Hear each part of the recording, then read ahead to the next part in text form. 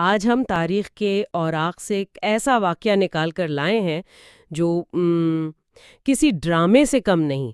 ہم بات کر رہے ہیں سلطان صلاح الدین ایوبی کی، لیکن کسی جنگ کے میدان کی نہیں، بلکہ ان کے اپنے خیمے کے اندر کی ایک کہانی کی۔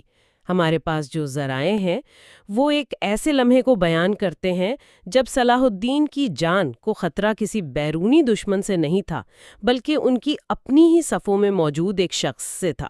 بالکل، اور یہ کہانی صرف ایک قتل کی ناکام سازش کی نہیں ہے، یہ قیادت، نفسیات اور حکمت عملی کا ایک بہت گہرا سبق ہے۔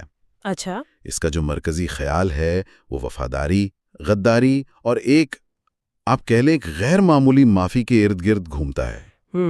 ہم دیکھیں گے کہ ایک حکمران اپنی زندگی کو درپیش سب سے بڑے خطرے کا سامنا تلوار سے نہیں بلکہ ذہانت اور انسانی فطرت کی سمجھ سے کیسے کرتا ہے۔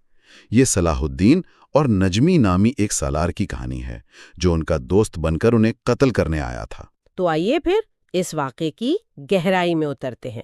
ہمارا مقصد صرف یہ جاننا نہیں کہ کیا ہوا تھا، بلکہ یہ سمجھنا ہے کہ ایسا کیوں ہوا۔ یہ ذرائع صلاح الدین کی قائدانہ صلاحیتوں، ان کے کردار کی پیچیدگیوں اور اس دور کے خطرناک سیاسی منظرنامے کے بارے میں کیا انکشاف کرتے ہیں۔ چلیں کہانی کے مرکزی کردار سے شروع کرتے ہیں۔ نجمی، یہ کون تھا؟ ذرائع بتاتے ہیں کہ وہ صلاح الدین کی فوج میں ایک قابل اعتماد سالار تھا، ہے نا؟ جی، نہ صرف قابل اعتماد بلکہ ان کے ذاتی محافظ دستے کا حصہ بھی تھا، لیکن اس کی ایک خفیہ شناخت تھی۔ اور وہی اس کہانی کا اصل ڈرامہ ہے۔ بالکل، نجمی کا تعلق ایک ایسے خاندان سے تھا جو صلاح الدین کا مخالف تھا۔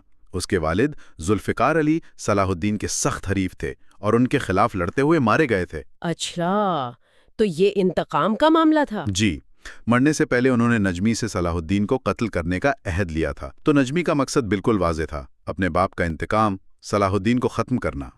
یعنی وہ ایک کلاسک آستین کا سانپ تھا۔ وہ صلاح الدین کے اتنا قریب تھا کہ کوئی اس پر شک بھی نہیں کر سکتا تھا۔ بالکل، اس کے پاس صلاح الدین کو مارنے کا ہر موقع موجود تھا۔ تو پھر اس نے ایسا کیوں نہیں کیا؟ کوئی چیز تو اسے روک رہی ہوگی۔ کیا یہ کوئی خوف تھا یا کچھ اور؟ یہ بہت دلچسپ سوال ہے۔ ذرائع کے مطابق یہ خوف نہیں تھا بلکہ ایک ذہنی تبدیلی تھی۔ ذہنی تبدیلی؟ کس طرح کی؟ یہ تبدیلی ایک عوامی جلوس کے دوران اپنے عروج پر پہنچی۔ نجمی اپنی آنکھوں سے دیکھتا ہے کہ مصر کے عام لوگ صلاح الدین سے کتنی شدید محبت کرتے ہیں۔ وہ ان کے لیے صرف ایک سلطان نہیں بلکہ ایک امید کی علامت تھے۔ یہ نجمی کے لیے پہلا جھٹکا تھا۔ یعنی حقیقت